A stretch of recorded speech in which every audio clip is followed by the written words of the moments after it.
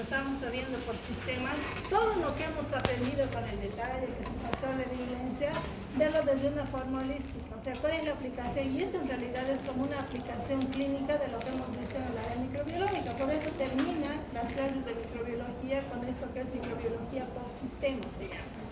Porque, por ejemplo, en la boca hemos visto que hay varios microorganismos. ¿Se acuerdan del famoso Guillain-Barré? Hay varios microorganismos que están asociados con Guillain-Barré. Hay varios microorganismos que pueden causar esofagitis. Hay algunos que pueden... Diarreas hemos visto un montón.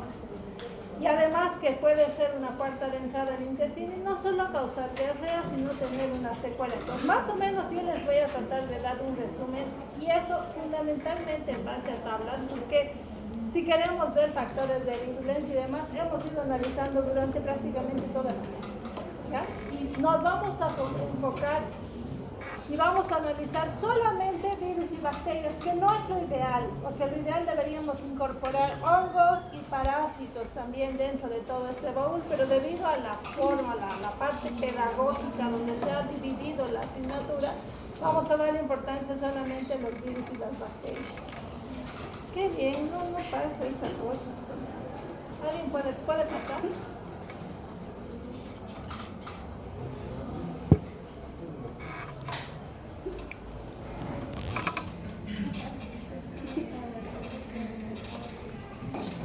Si vamos revisando, dentro de lo que es el tracto digestivo, tenemos que partir recordando que dentro de lo que es presencia de microorganismos, todos tenemos microorganismos en ciertos sitios anatómicos y algunos sitios son los que tienen más bacterias en comparación de otros, ¿cierto? Todo lo que es hacia afuera tiene flora normal. La boca está llena de bacterias, que son flora bacteriana normal. El tracto digestivo, a medida que va entrando el esófago en el estómago, disminuye la carga de bacterias, pero sigue habiendo. Y cuando llegamos al intestino y al colon está un montón de bacterias y diríamos que es el sitio anatómico donde hay mayor carga bacteriana, porque las heces fecales en su mayoría, o sea, el mayor peso son bacterias y de todo tipo. Si ustedes van analizando entonces desde la boca, ya les había contado, la boca es un sitio anatómico con abundante cantidad de bacterias. Hay estudios que han demostrado que tenemos más de 700 especies bacterianas diferentes en la boca, muchas de las cuales ni nombre tienen código, porque eso lo han hecho desde el punto de vista genético cuando apareció lo que es todas las técnicas de biología molecular. Sitios anatómicos donde tenemos bastante, en los dientes, en los surcos, el surco periodontal, la mucosa lingual. ¿Saben dónde hay la mayor cantidad de variabilidad de bacterias? En la superficie de la lengua. Y eso científicamente lo han demostrado. O sea, hay un grupo de investigadores que ha agarrado como 5 o 7 individuos y les ha hecho el muestreo por sitios anatómicos en la boca. Y de esta forma tenemos una población, y sabemos que la población es de ese tipo. Y además, porque como puede haber ida y venida de bacterias, eso nos explica por qué la boca tiene una gran variabilidad de microorganismos. Y además variaciones de serotipo entre ellos. Streptococcus sanguis, Mucus actinomyces, lactobacillus son flora normal de dientes, treponemas que no son los treponemas pallidum, sino el macrodentium, el microdentium también forman parte de la boca, entre los pocos que podemos mencionar, porque imagínense, son más de 700 especies bacterianas diferentes. Streptococcus mitis, Tamareso salivarius, Candida, Streptoptes, Streptococcus. Es tan interesante que hoy en día ya se conoce hasta el mapa de la placa dental. Se sabe qué bacterias son las que se unen a los dientes, que son las primarias, y ellas sirven de anclaje para las otras bacterias y así sucesivamente. Pásame el deseo. Si seguimos andando, entonces, el grupo bacteriano predominante, esto también ya han visto, solamente recordarles qué microorganismos, por ejemplo, Prevotella, Streptococcus, Legionella, pueden estar en el estómago, lo mismo que Helicobacter y demás. Y si vamos al intestino, y si ustedes analizan, fíjense que en el intestino la carga bacteriana va a variar, pero la que tiene mayor carga es el colon. 10 a la 8, 10 a la 12 incluso llega bacterias por gramo, que es la cantidad de microorganismos presentes. Y además sabemos que cada uno de estos sitios anatómicos tiene una función diferente. ¿No? El ácido, por ejemplo, en el estómago hay secreción de gran cantidad de ácido, baja el pH, y se puede haber una, ¿cómo se llama? Un primer procesamiento de las macromoléculas. Después viene a nivel del intestino cuando ya empieza la absorción y finalmente la absorción de algunos nutrientes como la vitamina B2 o la eliminación para que salga todo lo que es la materia fecal. La siguiente. En el intestino delgado, el duodeno mantiene un pH que es más o menos bajo y que puede limitar el crecimiento de algunos microorganismos, el hecho de que haya peristaltismo, presencia de IgE, todos son mecanismos de defensa sumado a la presencia de flora bacteriana que normalmente ocupan los sectores específicos. Y el número de bacterias a medida que va pasando y llega al colon va a aumentar, ¿no es cierto? Y en la última porción del intestino delgado ya vamos a tener una flora bacteriana que se asemeja a la del colon. ¿Qué predominan como bacterias? Un grupo que no pueden olvidarse son los anaerobios. Y los anaerobios como Streptococcus, las porfiromonas, las preboteras, etc. La siguiente. En el intestino grueso, fíjense que las bacterias representan en peso seco más o menos la mitad del peso de las heces fecales, estamos hablando entre un 40 y 50% de las mismas. Viven diferentes tipos de bacterias en conjunto. Hay un predominio de bacterias anaerobias, eso es importante. Por eso es tan importante cuando hay un caso de peritonitis, por ejemplo. En casos complicados, en casos donde hay una perforación, bacterias que normalmente están habitando en el tracto del colon pueden pasar a sitios anatómicamente estériles. Y ahí es cuando se convierten en patógenas y también deberíamos estudiarlas desde ese punto de vista. Pero nosotros nos hemos enfocado más a las otras enfermedades que son las comunes. Pero hay que siempre considerar que estas, si bien son bacterias de la flora normal, en un momento dado se pueden convertir en patógenos. Generalmente, ¿cuándo se convierten? Cuando salen del sitio anatómico, que es normal. Si salen del colon y van a invadir sitios estériles, sí se convierten en patógenos y sí son causa de mortalidad importante en hospital. ¿Qué bacterias hay? Hay de todo. Hay bacterias gram negativas, bacterias gram positivos, hay aerobios, anaerobios. Acuérdense, por ejemplo, las enterobacterias, ¿dónde viven? En el tracto gastrointestinal podemos encontrar enterobacterias normalmente en las heces fecales, ese es su hábitat normal. Sin embargo, hemos estudiado a las enterobacterias como causantes también de determinada patología. Y eso cuando ya no están en ese hábitat, e incluso en ese, dependiendo de los factores de virulencia, van a producir los cuadros clínicos que hemos visto. Pasen la siguiente. En la boca. La boca tiene mecanismos de protección naturales, los fluidos, la saliva, la lisocima y algo que es importante en la boca, una flora bacteriana normal. ¿Qué hace? Ocupa receptores de manera que cuando llega flora patógena va a ser difícil la adherencia y empezar el proceso patogénico. ¿Qué enfermedades hemos visto? Caries dental, enfermedad periodontal, gingivitis ulcerosa. Pásenme lo siguiente. Ahí les Si resumimos, ¿qué tenemos en la boca? Streptococcus mutans produce caries, porfiromonas, enfermedad periodontal, Prevotella intermedia, que son anaerobios específicamente, gingivitis ulcerosa. Esto no les hemos dado tanto porque esos son contenido teórico que se aplica más a la parte de odontología, por ejemplo, y se vuelven expertos en esto. Pero el resto sí hemos visto, papiloma humano puede producir verrugas vulgares en la boca. El virus herpes simplex que produce la gingivoestomatitis, y no solamente eso, puede producir esofagitis y puede producir lesiones en piel y demás que ya hemos observado. El virus de Epstein-Barr que produce leucoplasia oral vellosa, pero suele ser más una complicación de pacientes con VIH. En el sarcoma de Kaposi puede haber lesiones del sarcoma también en la boca, que es el virus herpes 8, y la enfermedad que habíamos conocido como mano-pie-boca, que está producida por Coxsackie. Y ya nos suena familiar, porque eso sí hemos ido viendo, se fijan, y por capítulos. Pásenme la siguiente.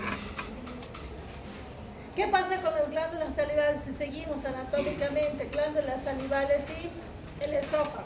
Glándulas salivales, no podemos olvidarnos de un paramyxovirus, que es el virus de la hepatitis. Y en el caso del esófago, ahí les he puesto los más importantes, los más frecuentes, que son los que son más raros. Pero entre los más frecuentes, les decía candidiasis, que si bien no está entre bacterias y virus, no podemos dejar de mencionarla. Citomegalovirus, el mismo virus herpes simple, y el virus VIH, que puede dar lugar a una complicación, especialmente cuando está asociado con citomegalovirus. Pásame lo siguiente. En el caso de la faringe, ¿qué hemos dicho? Primer agente etiológico que no se me puede olvidar, ¿cuáles son? No, y aquí no se me borró. No se me borró, está bien. ¿Cuáles son los principales agentes etiológicos de faringitis? Los virus, y dentro de los virus que hemos visto, los rinovirus, coronavirus, adenovirus, los virus son los primeros agentes etiológicos de faringitis y después vienen los bacterianos, y entre los bacterianos, ¿cuáles son los más importantes?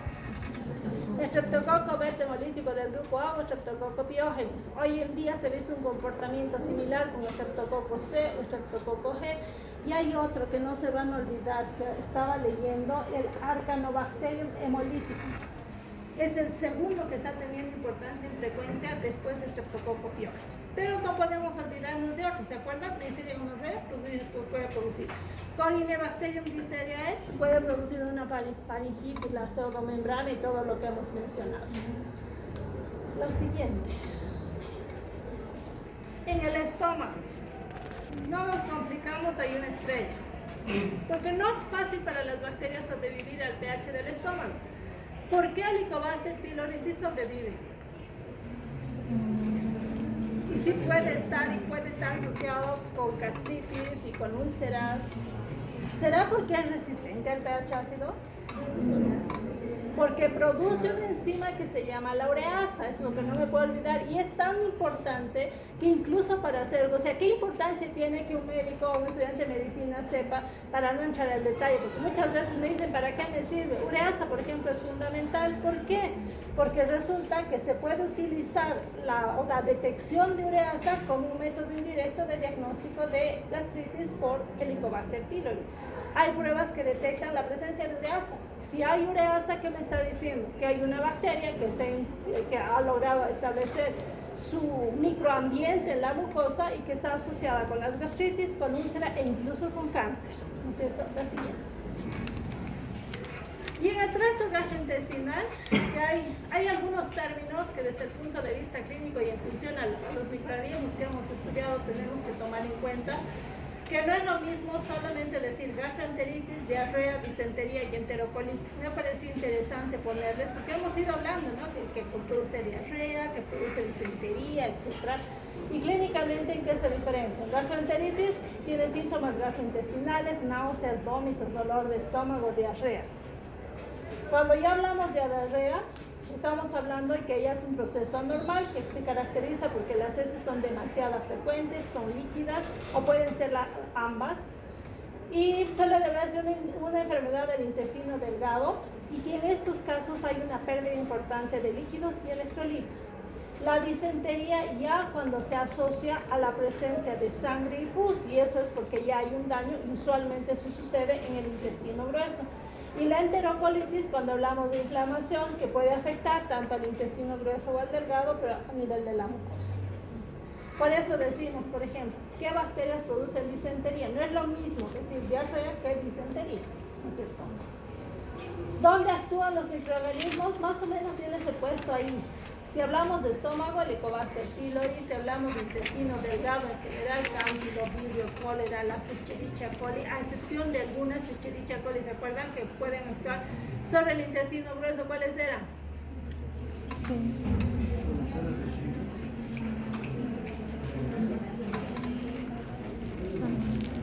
¿Cuáles producen diarrea con sangre? La portadora de toxina Shiga y la enteroinvasiva. Las otras van a producir las diarreas acuosas y van a actuar sobre el intestino delgado. La siguiente. Esto es como un final, ¿han visto? Más o menos así, no sé si es el final. Si hablamos además del intestino, ¿qué agentes patógenos bacterianos del tracto intestinal? Ya hemos mencionado Escherichia, Salmonella, Vibrio, Shigella, Clostridium perfringens, Bacillus cereus, Vibrio parahemolíticos, además del cólera, y Yersinia enterocolítica. Yo diría los más importantes. Pásenme el siguiente. Qué bonita clase, sí, rápido.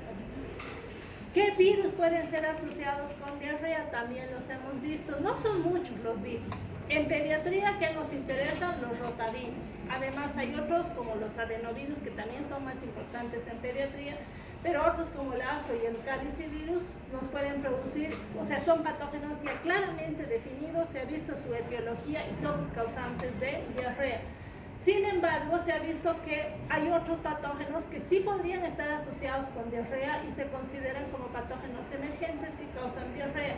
Y entre ellos están coronavirus, algunos de los enterovirus que antes les decíamos, ¿no es cierto? Los enterovirus usualmente, recuerden que hemos visto, los enterovirus usualmente entran por vía digestiva pero no causan cuadros gastrointestinales. Ahora se ha encontrado que algunos enterovirus sí pueden hacerlo. Y los picornavirus, miren eso, los picobinaravirus. Uno no termina de aprender. Esto yo les he sacado de un libro de infectología. Dice que un buen médico debería conocer lo básico de infectología y el libro para un infectólogo es este, se llama Microbiología, Enfermedades Infecciosas de Mande. Entonces ellos tienen la última revisión como para saber cuál es la posible etiología. Y yo les soy sincera, he aprendido con los picovirus, que son diferentes a los picornavirus que hemos conocido. La siguiente.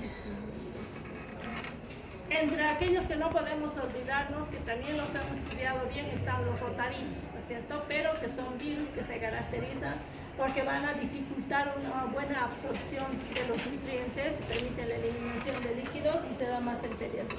La siguiente.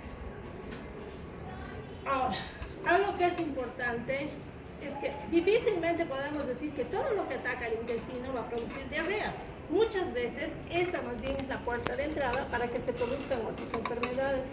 Por eso que en esta revisión me gustó cómo lo enfocan. Dice, las infecciones del tracto gastrointestinal pueden agruparse en las que producen o permanecen localizadas en el intestino y las que van más allá de este provocando infecciones en otros lugares del cuerpo. Para poder transmitirse un huésped, los agentes patógenos se expresan en gran número de las heces y deben sobrevivir en el medio ambiente, lo que hemos llamado transmisión. O sea, son microorganismos que se transmiten de manera fecal-oral, que una vez que ingresan o se quedan localizados y producen el cuadro clínico como son las diarreas, o son la puerta de entrada para producir infecciones en otros sitios anatómicos. Por ejemplo,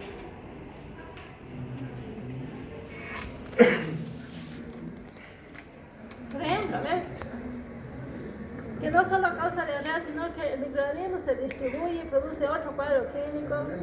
La salmonela, la famosa fiebre tifoidea o fiebre entérica, esa es la puerta de entrada, pero la bacteria se disemina y va a producir infección en otros sitios anatómicos, prácticamente infecta diferentes órganos en el ser humano, pero la puerta de entrada ha sido una, ¿no es cierto? Que puede expresarse después como diarrea, constipación, pero ese es el famoso caso clínico de la fiebre tifoidea, que en nuestro medio sí es frecuente. Entonces, las heces pueden entrar, heces de los seres humanos o de los animales pueden tener microorganismos. Ahora, los microorganismos pueden causar daño. Los microorganismos, los factores de virulencia causados por los microorganismos, que también hemos visto. Puede ser que el microorganismo infecte y cause el cuadro clínico, o puede ser la toxina producida por este. ¿Quién me puede decir 3 intoxicaciones alimenticias importantes? 3 bacterias que causan Staphylococcus aureus, Clostridium botulinum, Clostridium perfringens, también produce toxinas. Vibrio cólera, ¿producirá una intoxicación alimenticia, sí o no? La actividad de Vibrio cólera es básicamente por la actividad de su toxina, por lo tanto sí se puede considerar una toxinfección. Y es lo mismo que hemos ido viendo, solo que separado. La ingestión del microorganismo de la toxina o ambas llega al intestino, los microorganismos se reproducen, pueden producir toxinas, pueden mantenerse en el tracto gastrointestinal y producir diarrea.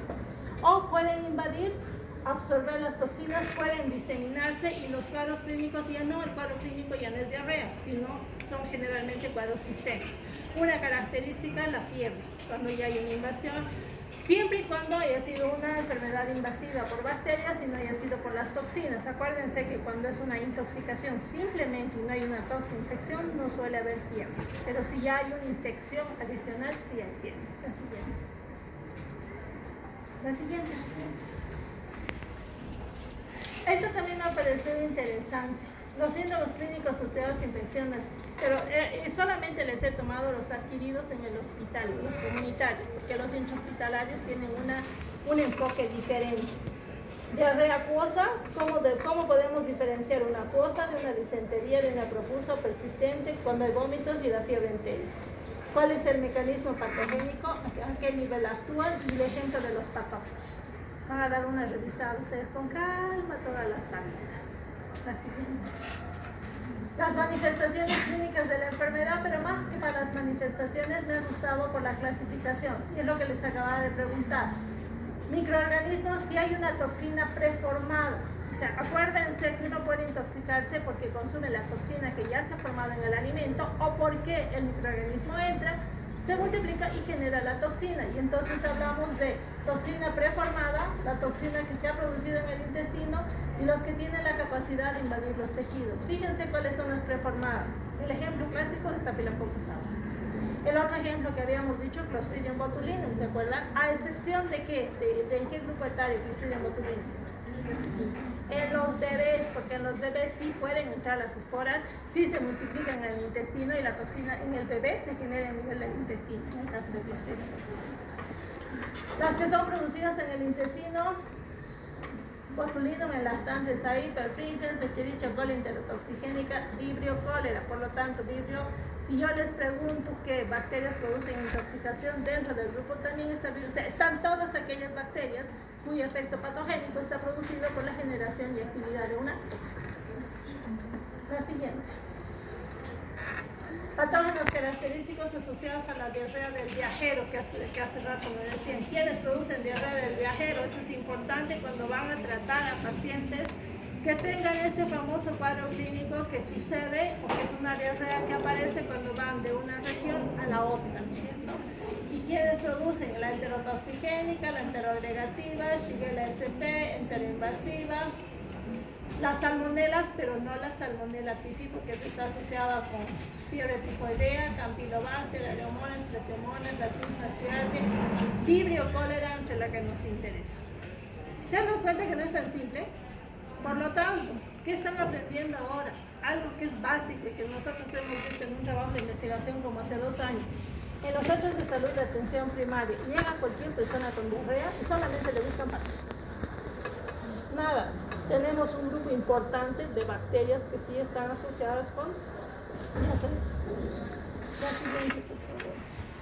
complicaciones que pueden acompañar un antecedente de enfermedad diarreica. Bacteremia. ¿Quiénes pueden producir bacteremia? Todos los que pueden llegar por corriente sanguínea. La característica más importante es Salmonella typhi, para typhi. Acuérdense de Campylobacter, pero dentro de los Campylobacter, el que sí puede producir enfermedad sistémica y fiebre es Campylobacter petis, no así los otros. ¿Se acuerdan? Del Yeyun y del coli y demás. ¿Quiénes pueden llegar a producir convulsiones? Shigella. Presentación inicial y observación de una enfermedad intestinal, todos, incluyendo Clostridium difficile. Artritis reactiva, ¿se acuerdan? ¿Quiénes pueden dar? Salmonella, Shigella, Campylobacter, Yersinia. Uno de los que más hemos visto es Campylobacter pyogenes, pero se ha visto que también puede estar asociado con Salmonella y Shigella. Síndrome hemolítico urémico. Escherichia coli, productora de Shiga y también Shigella. Síndrome de Guillain-Barré. En realidad tenemos que complementar, pero de las más comunes, Campylobacter. Y esas tenemos, ahí les he puesto solamente como para acordarnos brevemente el mecanismo de acción de las salmonelas. Pasen a la siguiente. Ya hemos visto en salmonelosis, la fiebre intestinal que no podemos dejar de lado, que la fiebre intestinal puede ser causada por Salmonella typhi para typhi, pero hay otras causas que pueden llegar a determinar una fiebre intestinal, o sea que la puerta de entrada en realidad sea el intestino. Ustedes tienen ahí la yersiniosis, micobacterias. La siguiente. La Shigella era otra, si esta es la shigellosis, también es importante, puede producir actar a nivel del intestino grueso y lo más sobresaliente que produce disentería asociada con pus, asociada con sangre. Vibrio cólera, que ya hemos mencionado, se produce más una intoxicación porque no es porque Vibrio invada, sino porque Vibrio produce una toxina, ¿no es cierto? La siguiente. Esto es solamente para recordar. Bacillus cereus es también otra bacteria que sí está asociada con enfermedades producidas a nivel del intestino porque se puede transmitir a través de alimentos Clostridium perfringens. Clostridium perfringens tiene una gama de factores de violencia importantes. Todo eso tenemos que, si se fijan, todo eso es materia del tercer social. O sea que tenemos que acordarnos de Clostridium perfringens. Y al final eso ya es parte de su final. La siguiente. Las toxinas entéricas bacterianas. ¿Qué pueden producir? Bacterias que se van a producir toxinas a nivel del intestino, neurotoxinas, enterotoxinas o citotoxinas. Y ahí vamos, y se va repitiendo, se fijan, estafilococcus, bacillus cereus, Clostridium perfringens, etc. Me pase la siguiente. Brotes de infecciones alimentarias asociadas a brotes de causa conocida. En otras palabras, eso les he puesto porque todas esas bacterias y todos esos virus y todos esos parásitos están asociados con intoxicaciones alimentarias. O sea que no solamente son las que hemos mencionado, sino todas las que tenemos. Etiología de los brotes de toxinfección alimentaria. ¿Qué alimentos? Esto es interesante, pero para que ustedes sepan qué bacterias asociado con qué alimento, en qué etapa del año, ¿cómo se llama? Predomina y en qué sitio o área geográfica también predomina. La siguiente. Pásala la siguiente. Esta es solamente una pauta. Hemos hablado tanto de diarreas y lo más complicado que tenemos es el diagnóstico de diarreas. Entonces, ¿qué es lo que deberían evaluar? Esto es bien práctico. ¿Qué pasa si yo tengo un paciente con diarrea? Y me ha gustado porque es una aproximación de una diarrea infecciosa. ¿Qué es lo que tengo que valorar? ¿Cuánto tiempo han durado los síntomas? ¿Cuál es el grado? Si hay deshidratación, si no hay, si hay sangre, si hay moco en las heces, etc. Las características epidemiológicas, si ese paciente ha estado en el área, si ha estado en una zona geográfica de riesgo para algo, si ha tomado medicamentos, si es un paciente inmunosuprimido. Todo eso les va a ayudar a orientar el diagnóstico microbiológico. Vamos a ir a dividir entre lo que es la diarrea comunitaria, la diarrea clínica en el hospital o la diarrea persistente en pacientes inmunosuprimidos. Son tres entes diferentes que ya tienen que establecer la diferencia. Si vemos en la comunidad o vemos la diarrea del viajero, ¿qué hay que diferenciar? Esa diarrea es acuosa, esa diarrea es producida por sangre. Si ese paciente está cursando con fiebre, y ustedes van a tener las posibles etiologías. O sea, me parece interesante para ver la aplicación clínica de todo lo que hemos visto por separado. Y la diarrea persistente, que cuando es pacientes inmunosuprimidos tenemos que pensar en microorganismos diferentes a los de la comunidad. En conclusión, si hablo de diarreas, es importante saber comunitario hospitalario. Y si es hospitalario especialmente, o ese grupo importante de pacientes que son los inmunosuprimidos. Tratamiento de las diarreas. Lo más importante, la rehidratación. Y esto quiero que se graben bien. El uso de antibióticos en diarrea. Yo digo, algún momento vamos a parar de tener un paciente, viene con diarrea. Yo no sé por qué en nuestro medio lo primero que le dan al paciente es Bactrim. A ver, ustedes vayan a la posta, vayan a ver cómo tratan a los pacientes chiquititos, especialmente en los servicios de primer nivel. A todos se les da sulfatimetoprem, que es el Bactrim. Pero ¿por qué? No sé. Fíjense que está claramente establecidas las pautas de tratamiento antimicrobiano. Los antibióticos, si ustedes analizan esta tablita, ¿qué es lo importante? Tienen que tener idea cuál es la etiología. Porque fíjense, por ejemplo, les voy a decir, los antibióticos que no han demostrado ningún beneficio. Claro, por ejemplo, la Escherichia coli. Y en algunos estudios, sobre todo, pueden aumentar el riesgo de complicaciones. Eso sucede, por ejemplo, con Escherichia coli portadora del gen de la toxina Shiga. O sea, no se puede dar antimicrobianos a todos los pacientes. Y esto me ha gustado porque les da una pauta clara que hay que saber cuál es la etiología y qué beneficio podría dar tener el dar antibióticos a los pacientes. Yo quiero dejarles con eso porque ese es un problema serio al que nos enfrentamos todos los días. Yo he visto pacientes, es como receta de cocina, pacientes, especialmente niños, tienen diarrea, le descartan los parásitos y lo primero que hacen es darle antibiótico. No está, es más, hasta está contraindicado en algunos casos. Imagínense que le den un antibiótico y gracias a eso favorezca un proceso tóxico y el niño desarrolla un síndrome hemolítico urémico grave, porque además estoy dañando los riñones de ese pobre paciente. La siguiente. ¿Qué más tenemos que aprender en esto? Que además hay otras patologías asociadas con el tracto gastrointestinal, que son los abscesos intraabdominales, que pueden ser hepáticos, pancreáticos, paracólicos, pélvicos, perirenales, etc. ¿Cuáles son los microorganismos que están más involucrados? A ver, vean esos. Eso es lo que les decía. Bacterias que normalmente las hemos conocido como Escherichia coli, Klebsiella, Proteus, Enterobacter y Pseudomonas. ¿Quién me dice cuál de esos no es una enterobacteria? Pseudomonas aeruginosa es la única que no es enterobacteria, pero todas pueden llegar a causar infecciones intraabdominales complicadas. ¿Cuándo sucede esto? Cuando salen del sitio anatómico normal, que es el intestino, y van a producir estos cuadros clínicos como los que acabamos de indicar. Anaerobios y cocos gram positivos, aerobios, streptococos, enterococos, estafilococos. ¿Quedó claro? ¿Sí o no? ¿Han despertado? Ya, pasen lo siguiente. En el hígado, ¿qué es lo único que no podemos olvidar? Que hay diferentes microorganismos que pueden causar daño hepático, pero los sobresalientes que hemos visto son virus. Y dentro de los virus de la hepatitis. Y ahí tienen que saber todos los virus de la A, B, C, D, E. ¿Se están dando cuenta que su tercer parcial es como un final? Pero estudien más virus, ya. La siguiente.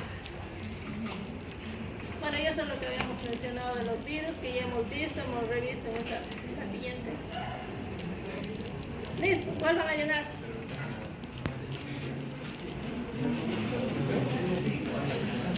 En realidad ya estoy dando examen cuando les tomo esto, ¿no ustedes?